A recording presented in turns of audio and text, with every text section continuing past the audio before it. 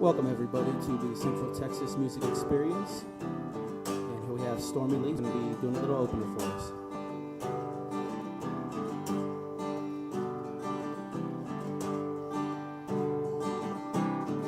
We went down to the coast the other day. First time I laid my eyes on Corpus Christi Bay. Moonlight was shining off the waves rolling in. I could have swore I died and gone to heaven. We sang Corpus Christi Bay all the way to San Antonio.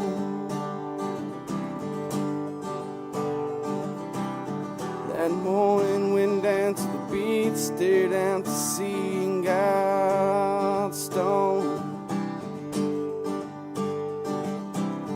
Even if I swam as far as I could see, I'd still be missing you, hoping you're missing me.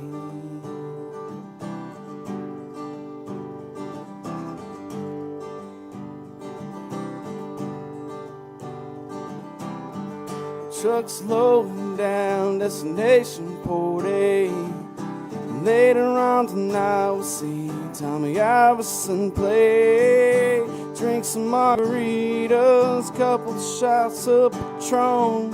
Seems like we sang and danced all night long. We sang Una Massa Cerveza por favor.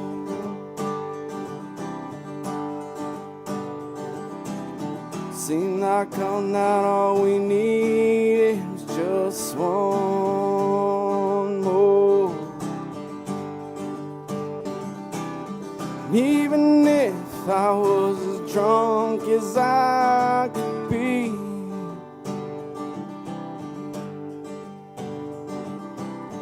I'd still be missing you, hoping you're missing me.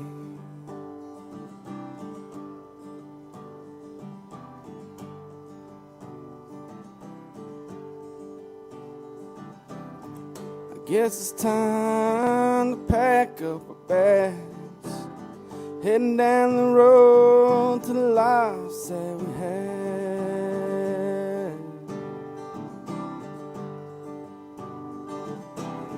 I'm gonna miss the time we spent there on the coast. Right now I think I'm missing you most. And we sang somebody take me home.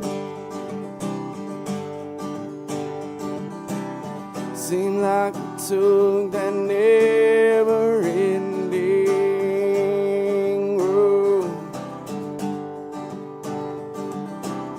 And I guess soon I will get to see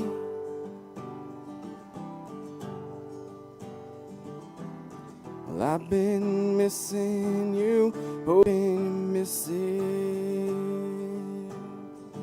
me.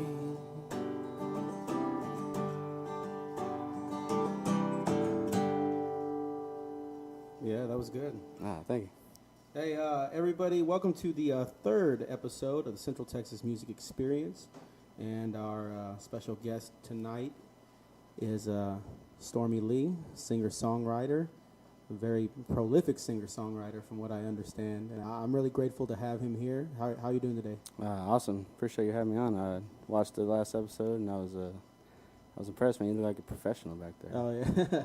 I try to leave it as professional as I can, but, you know, sometimes you can't always stay on topic and you start talking about BS like we did with the first podcast.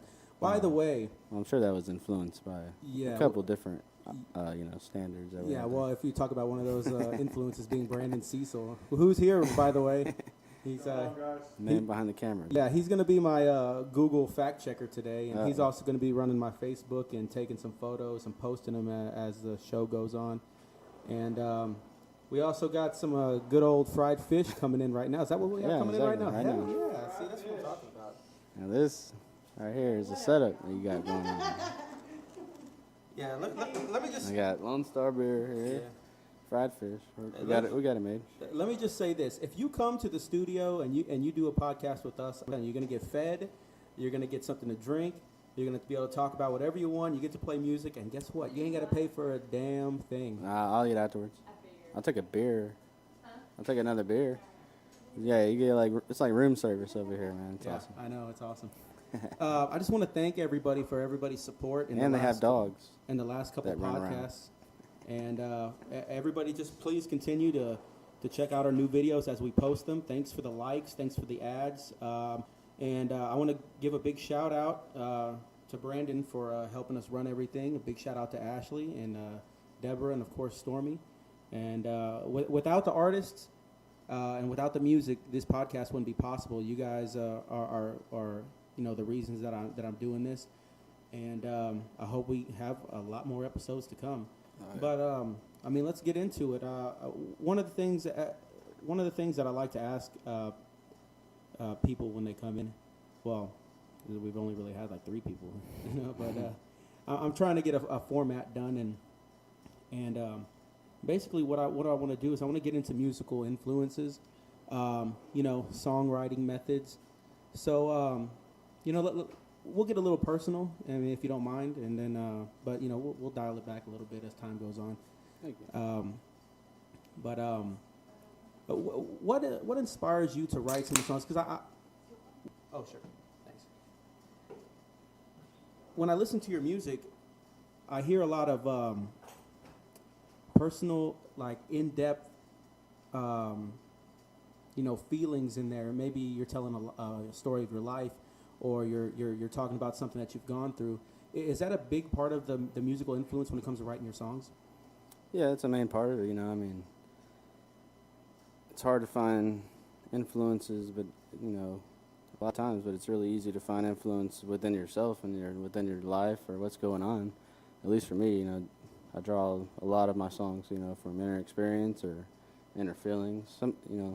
I have songs that I write about people, but it seems I write more, centered towards myself or what I'm going through. Yeah. It's definitely easier.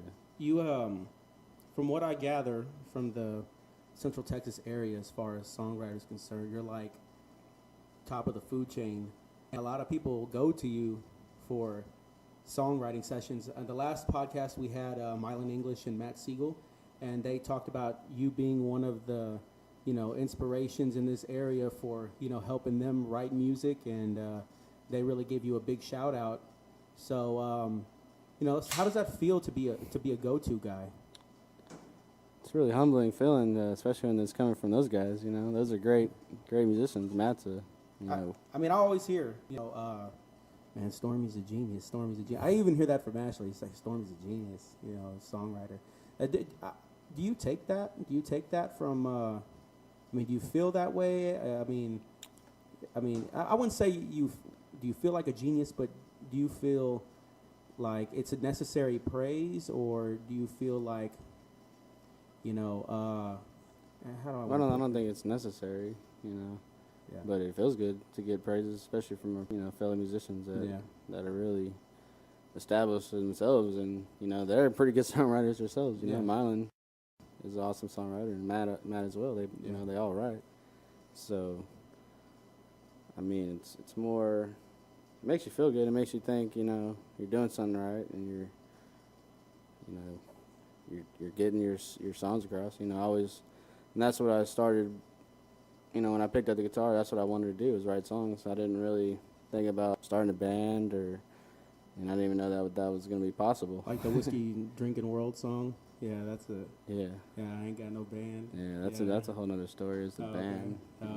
Oh, okay. But since we're talking about, songs, particular songs, what is your favorite song? Well, first we'll start. What is your favorite song of your own to play when you go out and do your sets?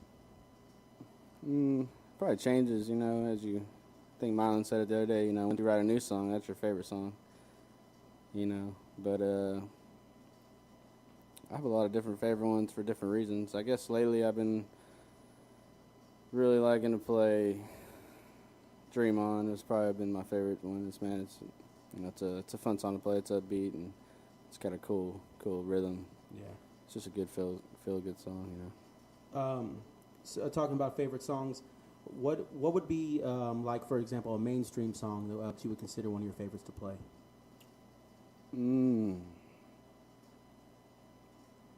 I really like to play Poncho and Lefty because, I don't know, I get goosebumps when I play it because it seems like everyone's listening, everyone's quiet. I don't know, it just is like a crowd listens. Like, no matter if they weren't listening before, when you play that song, they like stop what they're doing and they listen, they sing along. Yeah, I noticed that they're, it's a good feeling. Going out and getting crowd reactions is kind of hard, and when you go out there and everybody just kind of, it's almost like, okay, you want people to be loud, but then in the middle of your playing, they just kind of, whoa, and then at the end of the song, everyone just goes up in an applause or a roar or whatever the crowd reaction is, or they put money in the tip jar, well, whatever they show as appreciation to you, playing a song, right?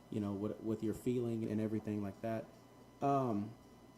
So let's get into some history, some pre-beard Stormy Lee. Let's talk about what inspired you to start playing music from the get-go. What was the motivation? Tell us the story behind that. Well, when I went into 6th grade, I could either be in the band or the choir. My sister was in the choir. She was really good at it.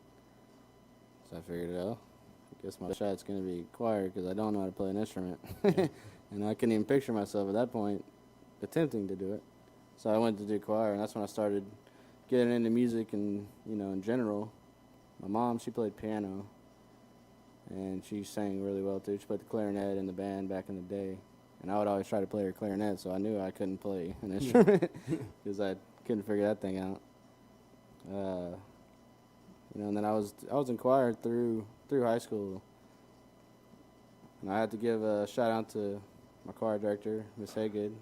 She was a big impact on my musical career.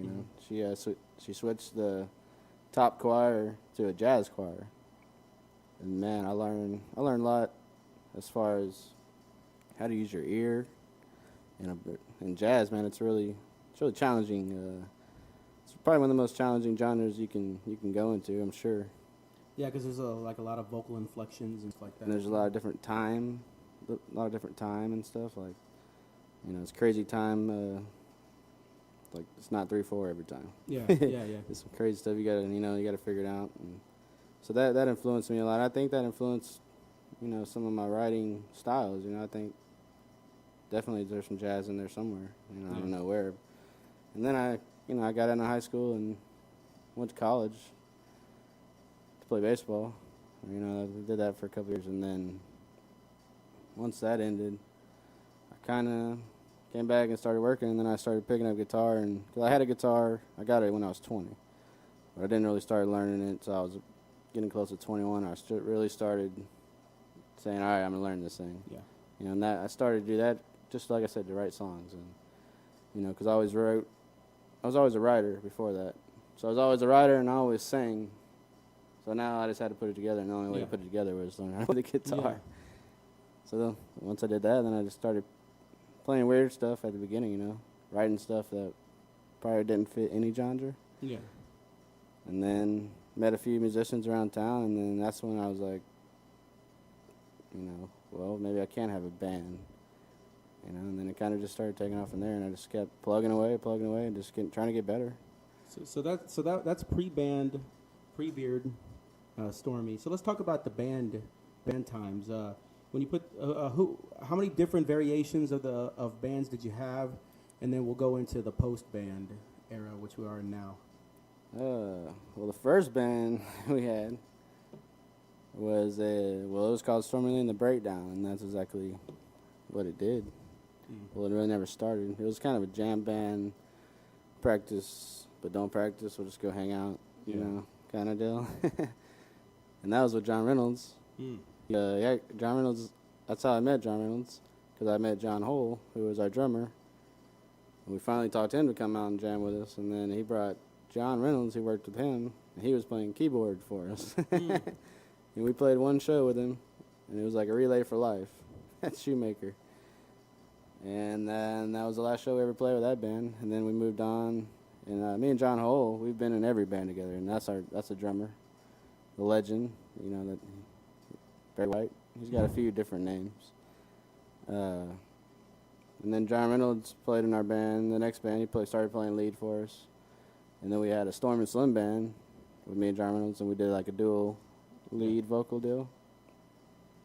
And then we did that for a while, and it was pretty good. But then John wanted to do his own thing, which obviously worked out because man, they're jamming down there in the San Marcos area. I was very impressed with that stand-up bass. You can't beat that. Oh, over at the New Braunfels? Yeah, New Braunfels. I was taken away by that bass player, man. They're doing their thing down there. But yeah, we did that, and the next band was with Stephen Heap, I think. It was kind of like we never had lead. He was our lead guy. He played fiddle. But then he had to go to college. Yeah. Yeah, I think he's in Texas Tech now, right? Lubbock, yeah. Yeah. So once he left, we started another band with our buddy Charlie. He's an old school classic rock player. I believe he plays in the band Rare Dog, I think, again. Don't quote me on that. But I think so. Yeah, but he's a really cool guy, man. We made some good friends with that band. And then we had Jeremy Smith as our bass player, which we made some good friends. We had a good time. We just I guess I decided the band wasn't going the way I wanted to. Not just the direction, that was it. There was no other problems. So now I went back to acoustic, and yeah, that's where we are now. Now we're in the pre-beard, the PB. So do you prefer having everything kind of rest on your shoulders? Do you prefer playing acoustic sets, or do you prefer the band an element? And I know with the band element you have a lot of different things to consider. You have whether these guys are going to show up to practice, whether after they practice if they're going to know the songs. Are they going to show up to the shows? Do they need a ride? Do they have their own instruments to begin with? Can they even play? I know there's so many elements involved, with putting a band together. So, do you prefer having everything put on your shoulders? Well, either way, it's all on my shoulders. Yeah, with a band or acoustic. Yeah, but I don't think I prefer one over the other. I like the acoustic deal. It's a lot easier. Honestly, you make more money. Yeah. Not that that's what it's about, but you do make more money. Well, there's something to be Not said much also about playing with guys that you are musically tied to. There's a lot of fun that goes on during that time. Do you ever miss that element? Yeah, and that's why I can't say that I prefer acoustic over that, because once you get on a stage and you jam, even if you jam one song and then you're done, you're like, that was awesome, because you can't really explain it. You have to just do it. And I remember the first time I ever played with drums in a full band. The first time that I heard one of my songs that I wrote, played with lead and bass and drums, I was like, this is the coolest thing I've ever heard in my life. It was like the coolest feeling. It was like. Yeah, I get that feeling whenever I listen to a band I've never heard of before. Like about a year and a half ago, I want to say, when I was first kind of getting around in the music scene. I guess I'm not really nobody. I'm just a personality, but just listening and stuff like that. Going to shows. We need these personalities. Yeah. I'll tell you that. But like the first time that I heard 7 Years Today, and I give them props because they're one of the tightest bands musically that I've heard. Yep. I was blown away. I was like, holy crap. And I would always, get after a certain somebody about, their band. Man, you got to be tight. And she was, at that time, she was going through different variations of her band. And I think right now, I think they've pretty much got it on point. But, there's something to be said about doing things, acoustic, and there's other things to be said about doing things full band. And, if you could choose today to have a full band, would you do it? I mean, if you were able to put a band together, would you do it? Yeah, if I had the perfect band today. If you could give me the perfect band today, I would take it. Yeah, for sure. I mean, everybody play. From what I gather, I kind of made reference to this on my first podcast, but the musical family here in the Central Texas area, everybody kind of plays with everybody at some point. Yeah. You know, I had no idea for a while, you know, that Mylan and Justin Bravo and them had some sort of band. I didn't know this until I was looking on online. Well, last night doing some research. They did like a side project. I'm not 'Cause sure I don't what it know. was. I never heard think about this either. I think it might have been like a jam thing, a Okay. jam session. You Yeah. know how like Yeah. when Marvin gets on stage with everybody, Uh-huh. and, you know. Then I caught John Chappelle's old pictures. You know, back in the day, Justin's old pictures. I'm like, oh, Yeah. okay. It's like everybody. Seems like everywhere I go, we're talking about how old John is. Oh, hey, you know what? He's gonna hate us. He's like, He'll have. Hey, John, if you watch this, you're gonna have your time to speak your piece. So, yeah. So don't worry You gotta about wait that. for your harmonica day. Yeah. Hey, that'll be interesting. That'll be an interesting one. I know a good story you could tell. Yeah. We'll wait for you to tell that. Yeah, John. we'll let you tell. Yeah. And then we'll have Marvin on after that. But That'll be a show. yeah. And so since we're talking about music and bands and acoustic sets, I want to go ahead and plug a couple of dates that you have. Starting July the 8th. Now this is every Monday night. Every other Monday. Every other Monday. Okay, Yeah. from 8 to 10 is going to be a songwriter night, a singer-songwriters night at Buster's in Harker Heights, Texas. Yep.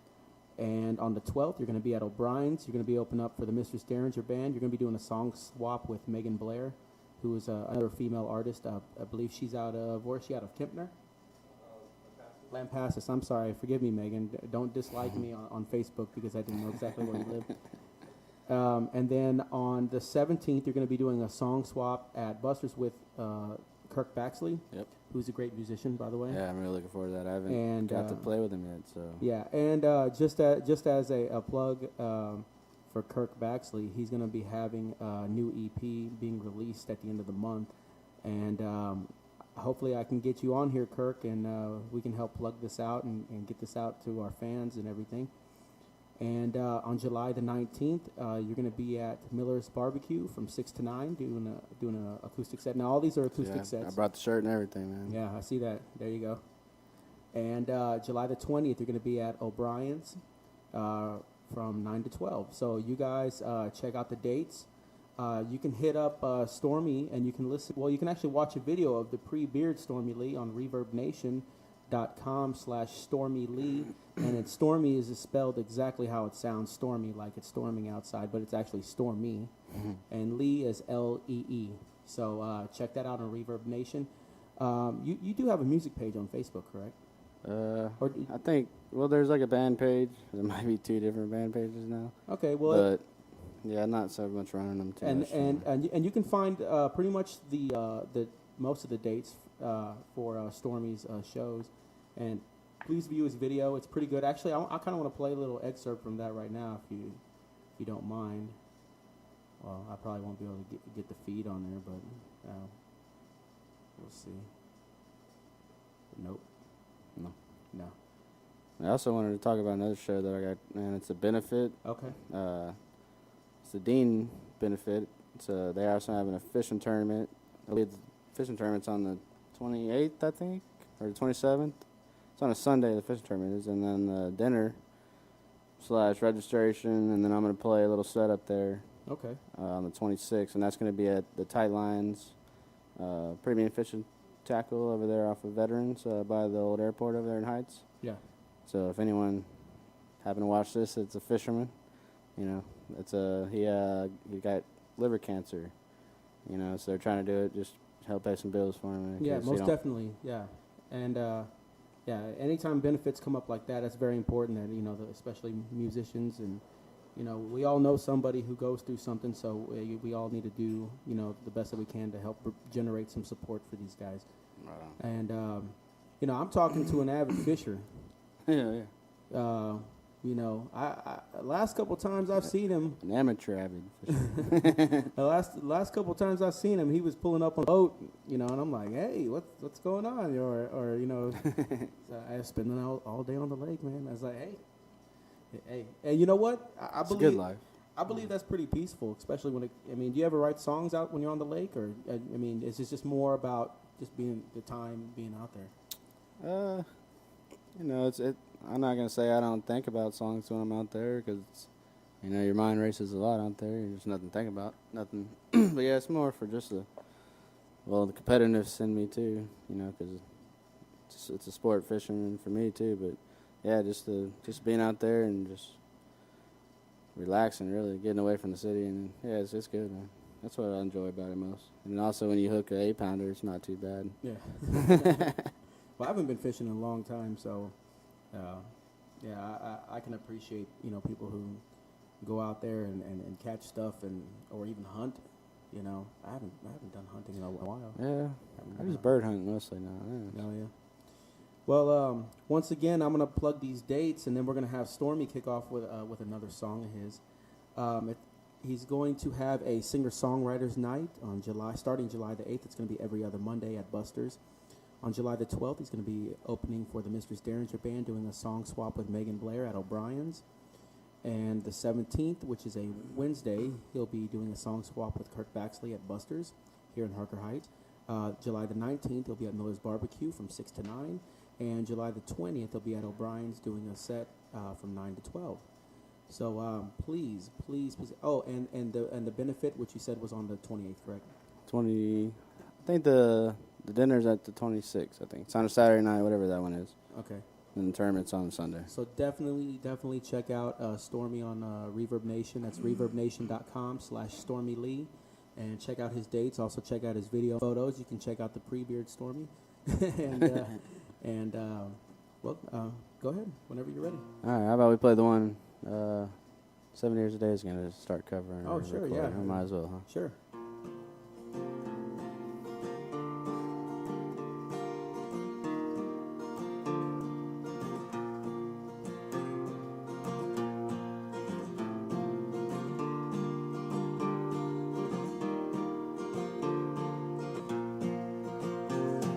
Some things I know, and there's some things I don't.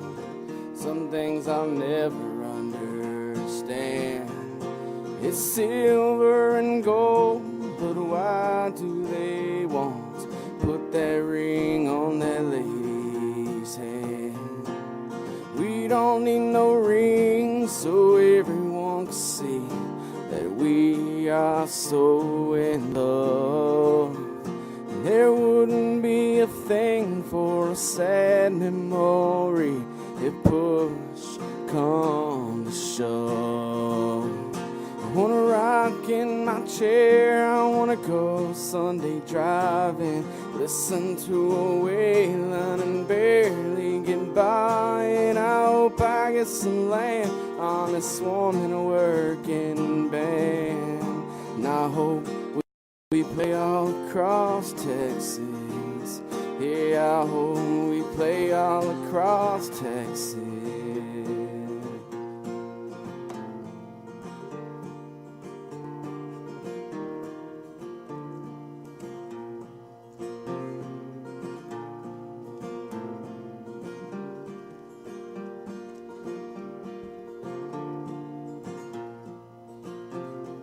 I hope I grow old, but the reasons that I won't outnumber the reasons that I will. The way the world's a moving, earthquake, soul, and war proving, the world will sure end someday.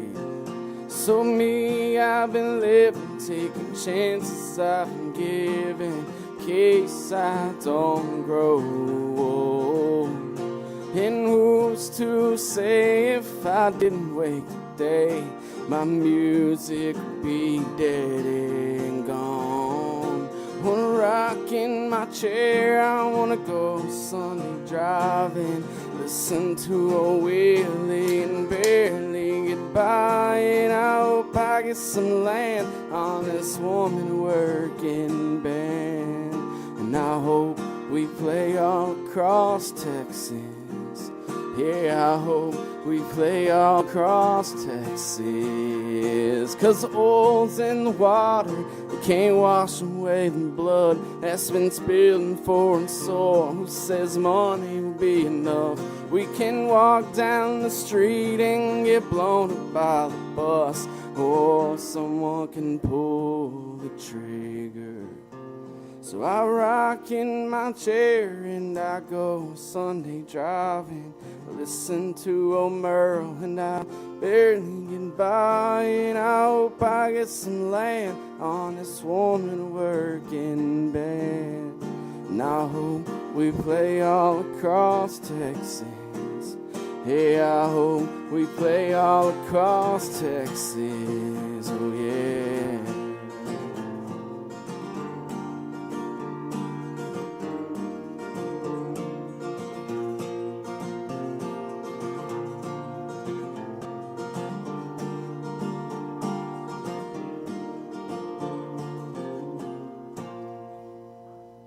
Yeah, appreciate that. Oh, thank you. Love that song. Every time I hear that part, you know, the hope we play all across Texas, I love that part. That's my favorite part of the song right there. Alrighty, once again, we're gonna plug some more dates. I'm gonna drill these dates into your head, okay, until you get the picture. Okay, starting July the 8th, every other Monday, there's gonna be a singer-songwriters night at Buster's, going from 8 to 10. On July the 12th, opening for the Mistress Derringer Band at O'Brien's. July the 17th, he'll be at Buster's again from 8 to 10 doing a song swap with Kirk Baxley. July the 19th at Miller's Barbecue from 6 to 9. And for those who don't know, Miller's Barbecue, that's in Belton. Yes.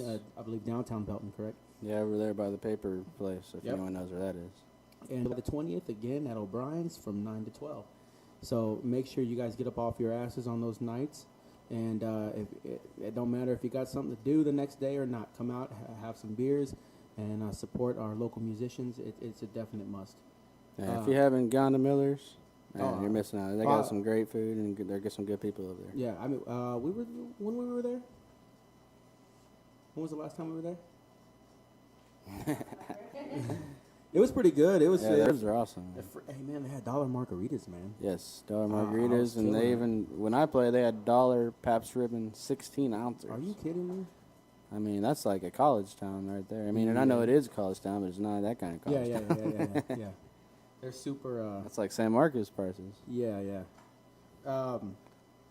So you played in New Braunfels a couple weekends ago, and I know that you played at the Poe House. The Poe House. Yeah. How'd you like that? How'd you like that? Man, that was a really cool place. I've never played at a place like that.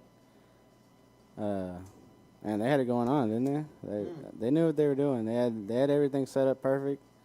You know, for a hot day, those people seemed like they didn't care. They had misters out there, and the vibe was awesome. The people were, you know, it's that river town, man. I wish I could move down there one day, you know, or at least somewhere down there where it's closer. Yeah. 'Cause, you know, like I said, I think I was talking to you that night when I was saying, man, a lot of people try to do this around here. Yeah. You know, and they fail horribly. And I I think it's the people. I think you made some mention about that, and you know we were talking about that on the first podcast about how I wish there'd be a more band or singer-songwriter friendlier venues out there that had that kind of atmosphere. But it's very, very, very hard to do around here. I mean, it's not hard to do, but like you said, it's like okay, the people, you know. People around here in this area are kind of crazy. Yeah. You know, to be honest with you. It's a crazy area. Yeah, I mean, they want to get... excuse me, I'm about to burp. Okay. Never mind. Oh, there it goes. My bad. I'm eating fried fish and drinking Lone Star. And I'm going to plug Lone Star until they sponsor you. Oh, yeah, most definitely. I'm going to have a big backdrop, and I'm going to put a banner in the back that has Lone Star. So that's what I want to get to anyway. But sounds like a good campaign. Yeah, I know. So I'm gonna try to plug Lone Star as much as I can in every single podcast until they get the message that hey, we're drinking Lone Star on the set of this place Every day, all day. Yeah, and but you know, going back to the venues, I like the atmosphere. I noticed that you're at Buster's a lot. Yeah. And I can understand why. It seems like the ownership and the management is pretty supportive of you know, guys coming out there. And they have been. Russ has always been in live music, but not here. Yeah. You know, so he knows what you know, he's been down the road with those. You know, I think he did it for like 15 years. You know, doing music in his bar. So he knows what it takes, and you know, he knows how to treat you. You know, he's not gonna give you everything just 'cause. You know, Yeah. but if you do him right, he'll do you right. How's it feel getting that kind of stamp of approval, being able to play at that place anytime you want to, and it's basically it's like your house. Like nobody can come in there and without you saying so. From what I gather, it's like you got that place on lock. You know what I mean? Well, the cool thing is that not. I say I gotta watch my tongue before I call people out. Okay, alrighty. No, I'm trying to go around it without blasting someone. Oh, okay. You know, it's not like any other person that owns a bar, though. You know. Yeah, I don't feel that I lock it down for only myself. I invite, you know, Well, yeah. and he opens his arms. He'll let me bring in anyone I want. Yeah. You know, and he trusts me. Yeah. And that's a good feeling. You know, Russ is, you know, he's a really good friend of me now. So yeah, then it's I've never had that relationship with an owner. Yeah. And you know, a lot of them, you know, they just want to book you and they want to try to make their dollar. They don't even care about watching your show. Give you a little chump change on the side or some. I noticed that there's some places that are really really accommodating. A lot of people play at O'Brien's. It's a nice place to play. It is. You know, it's a nice place to play, and I'm plugging O'Brien's because you know Mr. Sterringer band is going to be there. You're going to be there. Megan Blair is going to be there. It's an awesome place to go see live music. It really is. Yeah, the stage is nice. It gets hot up there though. You know. Yeah. And but it's a cool place in It's supposed to get hot on the stage. Yeah, downtown Temple. It's like work. Yeah, we're working, man. You're supposed to Yeah. sweat. A Yeah. little bit. I mean, if you're not sweating, I know. I was sweating at the poorhouse. Oh man, it was so hot out there, man. Brandon, you weren't out there. Let me explain to you how hot this was. It was pretty. It was so hot. They had these misters going on at the same time, and so they had fans near the misters. But you were sweating and you were getting wet at the same time from the mister. So it was almost like, okay, what am I doing? You know, I might as well just go be hot somewhere. And, you know. Nobody cared though. It was awesome. Yeah, it was cool, man. Yeah, it was cool. If you had that in clean, everyone would have been inside. It was a good crowd. I like the way they had it set up, you know, with the bar in the back and the stage and everything. Yeah, it's perfect. Yeah, and I'm hoping they get me back down there. I've been trying to talk to them. Hopefully they hear this. yeah. Hey, Come on. I'm gonna do my best to keep plugging, you know, singer songwriters and musicians and bands. It doesn't matter. We're all a big family. And I'm gonna do my best to get the message out there. Hey, we gotta support our local musicians, and because they're putting their heart and soul on the line, singing you songs that's coming from their heart, with experiences and things like that. So, one thing I'd like to get into. Let's get into some musical influences. What local act? This is like a twofold question, so I'll start with the first part. What local acts around the area inspire you to continue writing and singing and performing? There's a lot of people that I really enjoy their music. You know, Justin Bravo, I enjoy their band. Man, they got some really cool songs. He's, Bravo, man, talking about most improved. From when he walked in Jugger's Ice House, the original Jugger's Ice House, when we used to have Marlon used to do the open mics back then. He would come up and play, and that's right when he started playing. If you took that snapshot and put it today, man, people wouldn't even believe, honestly, and that's him working hard, and that's something you can respect, is how much work he put in, and that'll influence you right there. And he markets his butt off too. Oh yeah, he puts himself out there. Man. He plays a lot of shows. He really does. So yeah, them and Mylan, we've been good buddies since we met. And we didn't realize that we had met before until we finally realized it, because I met him when he was still in the Army, and he was doing some open mic at one of those trailer bars over there. One of them they whacked down, I think. McDermott's. But yeah, and then I met him again when he had long hair and now in the Army. Yeah. And then I had to put two and two together. But yeah, and those guys, man. And the thing is, man, they're all just good guys. Like. Yeah. Our friendship like Mylan said one day, you know, our friendship's like he could go up to Missouri for 6-7 years and come back and need a place to stay, and you know, we got him a place to stay. You know, and that's funny because my buddy, he's a rapper, Aaron Franklin. I'm gonna throw him in. I'm gonna plug him in. And talking about a lyricist, wow. I mean, he floors me, man. Honestly, this dude's got a mind, and he wrote a country song. Oh yeah. Yeah, I'm trying to work out. We're gonna try to work it out. I want to do it. Does he play or? He said he has a guitar, but he hasn't learned it. You know, but yeah, man, dude, he'll just blow your mind with his wittiness, and it's crazy. But yeah, he wrote a country song, man, and we were talking about, you know, he was talking about the rap scene around here and how ridiculous it is. You know? Well, if he's got some stuff, you know, that we can, you know, promo, we'll bring him out, and I'm taking it all takers. Anybody who wants to come out here and promote their music, feel free to contact me. Any channel, I'm pretty much available, and we'll get you out here, and you can, you know, show off your skills. I mean, let's do it. Yeah, we're gonna do a collaboration eventually.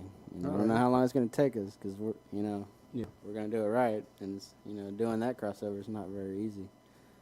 But maybe next time I come in, I'll bring it. He lives in San Antonio, but he's from here. Okay. And yeah, that'd be really cool, man. He's great. He's a great guy. Yeah, most definitely. Awesome. I would love to do something like that. Put it on the air for like the first time, and have something like that come out of Texas, because you hear a lot of that coming out of Nashville. So, Yeah. I mean, there's a couple songs that I've heard, but you know, it almost seems like they don't capture it really. Yeah, but the point I was going for though, he was talking about how ridiculous, you know, everyone hates everyone in the rap scene, and you got your cliques, and everyone's against each other. You know, in our scene, man, since I've been playing, you know, and there wasn't much of a scene before we started playing, at least not a scene like this. Yeah. You know, there was a metal scene. Yeah. But there was no Americana kind of songwriter rock scene. Yeah. And to me, man, the camaraderie, I can't even say the word, but that's built with all the bands here, you know. It's crazy. We probably think we're more fortunate, and we don't realize how fortunate we are. Yeah. You know, there's not that many scenes. You go to Dallas and you try to get into that scene, and it's like, yeah, it's on really, lock. Yeah, you know? yeah. If you're not from Dallas, you got to pay a lot of dues. Yeah. You know, and here it doesn't seem like that. Yeah. Maybe because it's there's people from all over the place here. Maybe that's why. We don't really hold any grudges against, you know, as long as you got a good attitude. Yeah. And you don't try to alienate people coming out the gate, you know, when you first get over here. Exactly. So now the second part of the question, what national acts, major acts out there, what influences do you have in that scene? Like your favorite music, your favorite singer to listen to from the national act? I don't listen to much national music. I guess I kind of dig the Black Keys, man. You know, for a different kind of genre that I would explore. I dig those guys, especially John turned me on to that John Reynolds. When we lived together, we'd always watch DVDs. We didn't have cable. Yeah. So we watched some Black Keys, and it was the coolest thing I thought was when it was the DVD of just him and his drummer. And he had like 6 guitar amps. I was like, wow, I mean, the sound they made, it's pretty impressive, you know, for just 2 people. Yeah. They're a pretty cool band, and, you know, like Mylan said, the Mumford & Sons, I dig some of their stuff. But as far as national country, or even rock. I guess Jamie Johnson's pretty good, man. You know, I dig some of his stuff. Well, what about some old school stuff? See, I didn't start getting into music. Like, I didn't know who Bob Dylan was until I was like 21. Oh yeah. So I didn't have any influence. My mom listened to 99.9 or Waco 100, and she turned it up about enough where you could hear the melody, maybe. Yeah. Couldn't hear the words. So I wasn't raised on really radio music. I was raised more on instrument music, I guess. Yeah. But yeah, once I started, I guess I got into like Bob Dylan always caught my eye just because how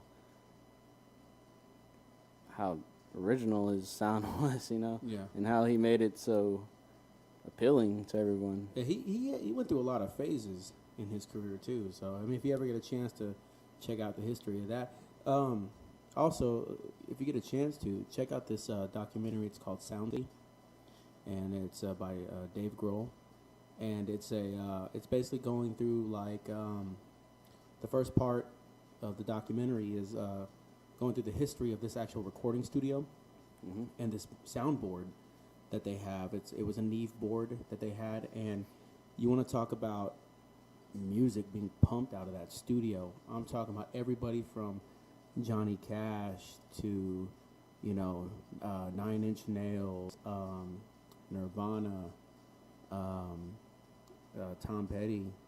I mean, all these guys. I believe Pat Benatar, Stevie Nicks, Fleetwood Mac, and all these different artists that played there. And then the second part is when the studio went out of business. So Dave decided to buy the board, put it in his studio, and decided he would make a record and try to bring back all these guys and try to create some kind of collaborative, you know, piece. Hmm. And the surprise guest at the end was Paul McCartney. Did an awesome song. So if you ever get a chance to check it out, it's called Sound City, and then it's a pretty awesome. And you want to talk about, you know, music history and stuff like that. You know, I think it's great that you mentioned Bob Dylan, because one thing that they discuss on that documentary is like, if you take your musical influences, for example, you say like Mylan, you know, he's a local musical influence, and you really like, you know, what they're doing, and Justin, find out what their influences are, and the further you go back, it's less technology, and Right. and consequently is better music. I made mention of this on the last podcast with Mylan and Matt, and they were pretty much in agreement with that kind of statement. But you know, I really appreciate you coming out to the podcast today, and Yeah, dude, I was so, appreciate having me, man. It's yeah. just cool. I was glad somebody did this kind of thing, man. You know, because we try to do something like this, you know, and it's really hard to be a musician and try to get some social media kind of stuff going for Yeah. everyone, you know. Yeah, So I'm glad Uh-huh. that you know you're in the middle of the scene. yeah. Yeah, that's everybody- you're like perfect for it. That's awesome. Hey, man. I'm out and about. You really are. I'm out and about, so you know, it's like I think it's gonna be a really good thing. Dude. I think it's gonna catch on. I hope it takes off, and not just for my benefit, but for the benefit of the artists out there, because, you know, Exactly. Yeah. keep liking the page, keep viewing the podcast as they come out. Pretty soon we're going to start uploading our podcast on iTunes, so if you do have an iPhone, you just need to get the podcast app, and you'll be able to download those past podcasts as soon as we get them. The only thing with the podcast right now is just basically waiting for them to get approved by iTunes, by Apple. So that takes a week or two. So once we get all those kinks worked out, then we'll be good to go. And you guys will be able to listen to them on the go, or, you know, if you jog or you go work out or whatever, you can listen to them then. I love listening to podcasts. It's pretty good. It's a pretty good thing, and it kind of gives you a big spectrum on the people's thoughts, and that's what I want to do with this podcast. Is I want to give people more in-depth look into the artist, talking about their songs, talking about their musical influence. So I got 2 more questions for you before we close it out and you play another song, and then I will close out the podcast with that. My first question is, what is your favorite guitar to play on? Have you owned multiple guitars, or? I've only owned 2 guitars, so this Okay. is my second one. So I guess this will be my favorite one to play on. You know, first one I had was a it was an Ibanez, and I don't think my buddy wants me to tell the story of how that one disappeared. But yeah, I let my buddy borrow it, and it you know, fell a couple times. And Okay. wasn't able to be revived. So what are you playing on right now? This is the Epiphone I don't know the numbers or nothing, but it's a John Lennon edition. Okay. And I think, if I'm right, this used to be Kirk Baxley's guitar, Really? which I'm thinking Jesse Howitt bought it from him, and then I bought it from Jesse. Because it was in the shop one day with John Chappelle, and Kirk said, "Hey, I think that's my old guitar."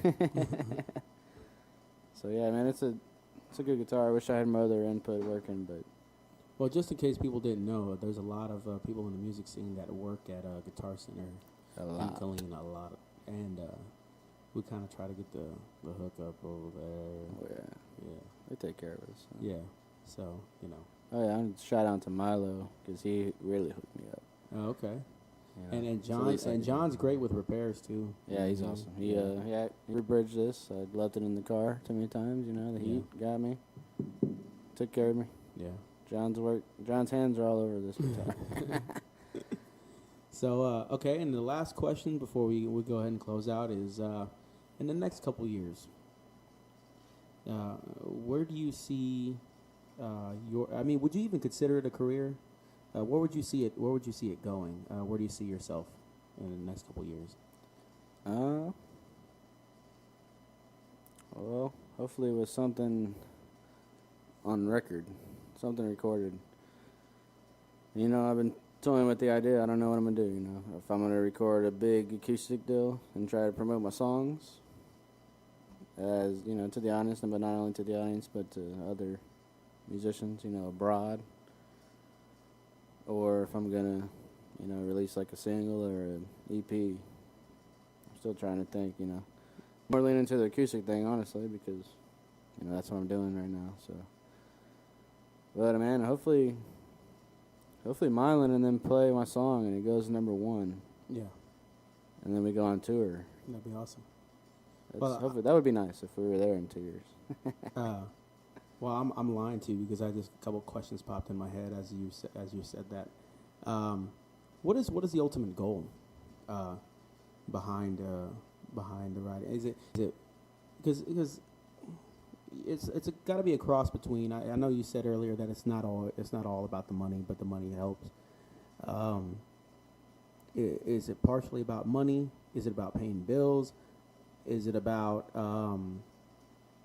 or is it about just the pure essence of the art of music? Well, I think from the beginning it's about the pure essence of the music, and then as you go on into it, the more serious you get, you know, the more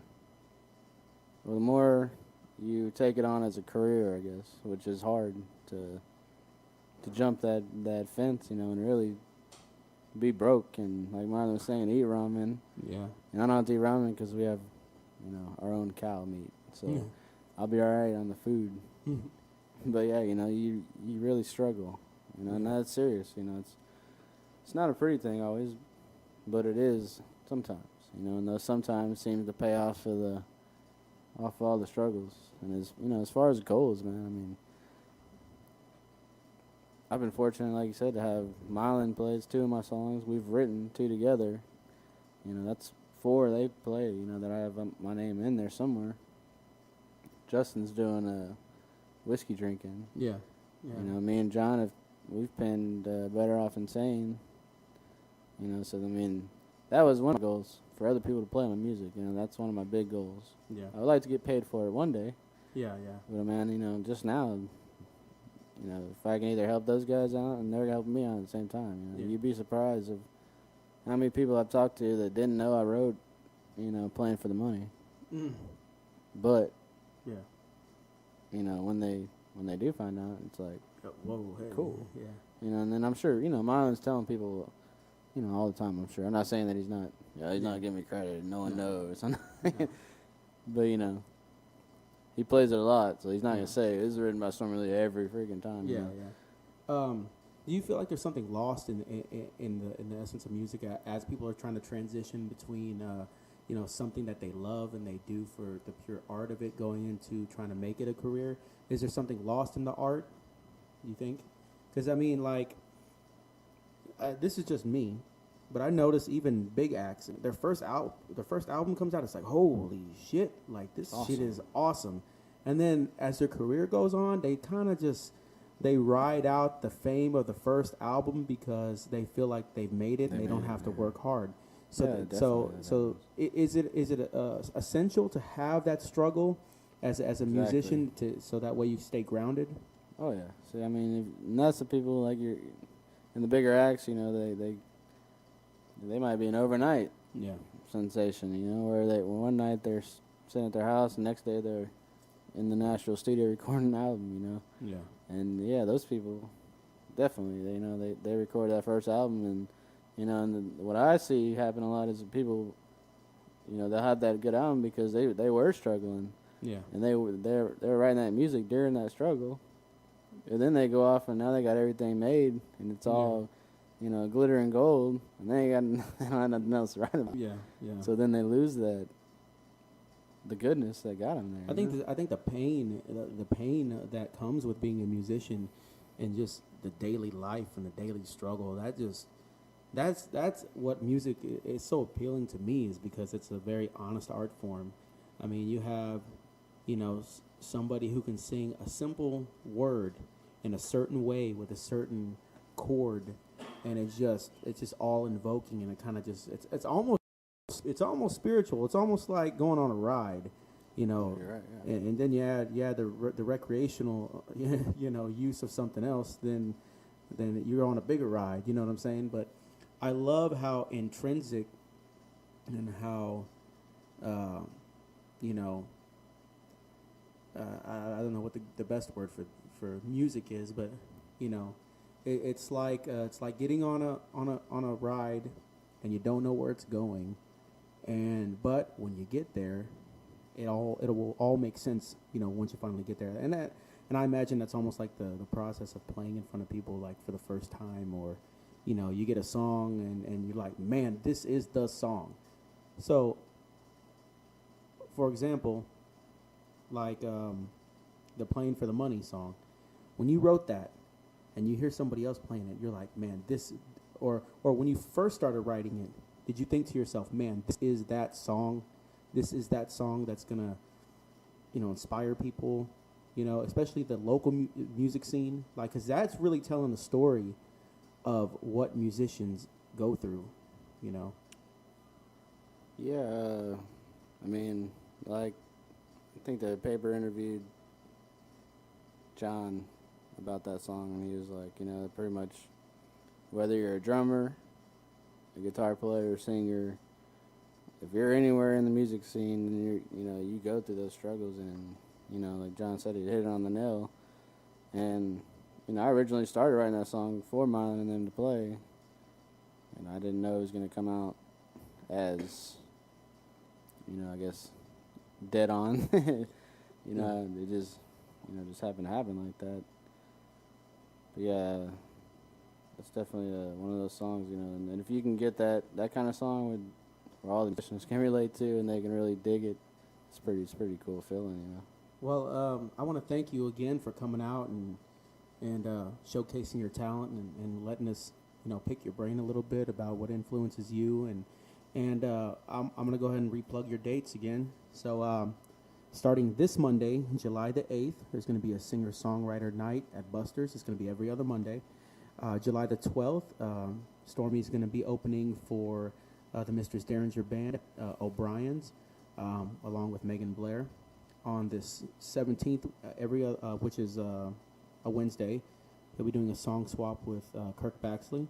On July the 19th at Miller's Barbecue in downtown Belton, Texas, he'll be doing a set there from 6 to 9. And then July the 20th at O'Brien's, again in Temple, Texas, from 9 to 12. And I really want to appreciate everybody for liking us on Facebook and everything, and to check Stormy out on reverbnation.com/Stormy Lee. That's STORMYLEE all together. So once again, I appreciate it, and Stormy's gonna close us out with a song. I would like for you to close out with Playing for the Money, if you wouldn't mind. Okay. Alrighty. All right, and stay tuned for more episodes of Central Texas Music Experience. Thank you.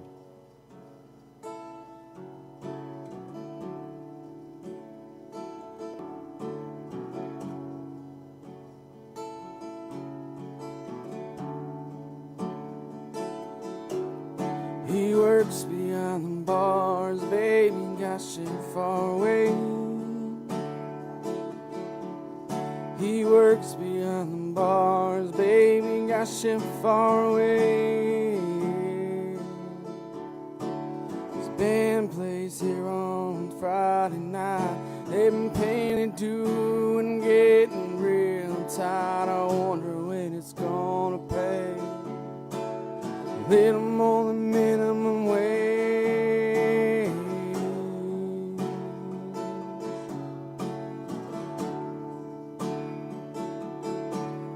He works beyond the bars, baby, lives so far away. He works beyond the bars, baby, lives so far away. He talks 2 days and nights on the phone. Says, baby, daddy's gonna bring you home. But the music's so loud, the money's so slow. And you're broke as a joke, boy, it ain't funny. You roll your last smoke, you run out of money, and the bills are due, and them skies are black, and you sing the blues, a monkey on your back, and everyone figures that you're doing fine. You play your guitar under the neon sign, but no one sees the stage and thinks minimum wage. Nobody knows it ain't funny when you're playing for the money.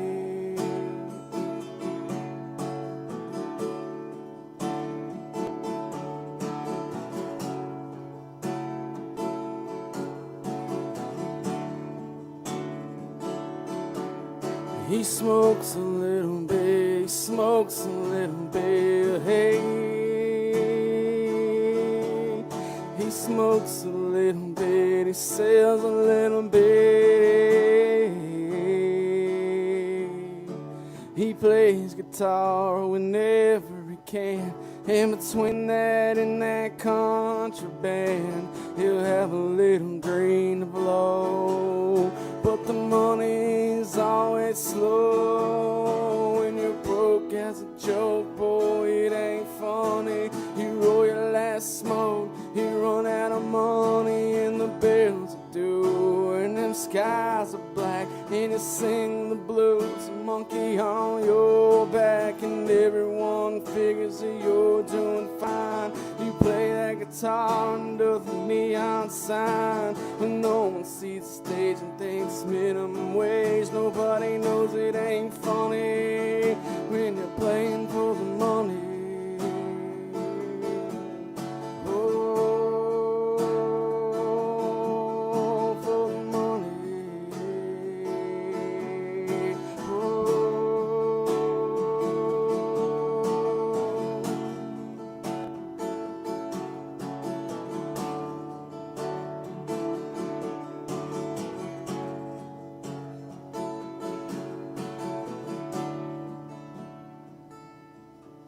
Well, I work 40 hours, I work 40 hours, hey.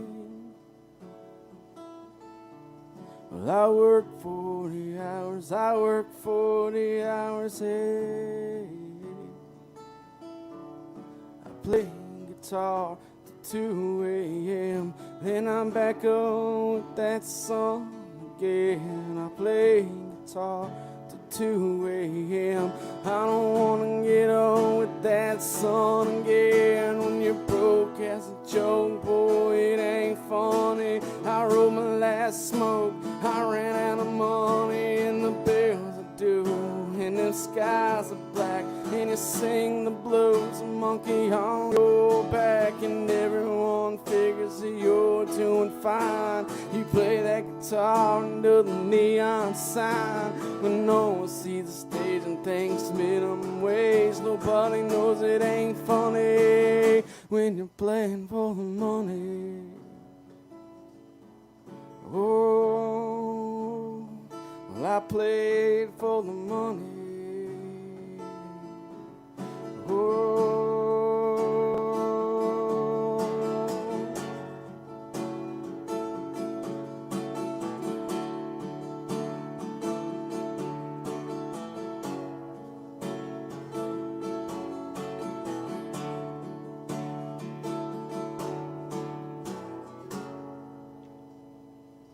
Yeah, I appreciate it. Thank you for having me, man. I had a blast. All right, man. Hey, check us out on Facebook and check us out on YouTube. Appreciate it. We'll see you next time.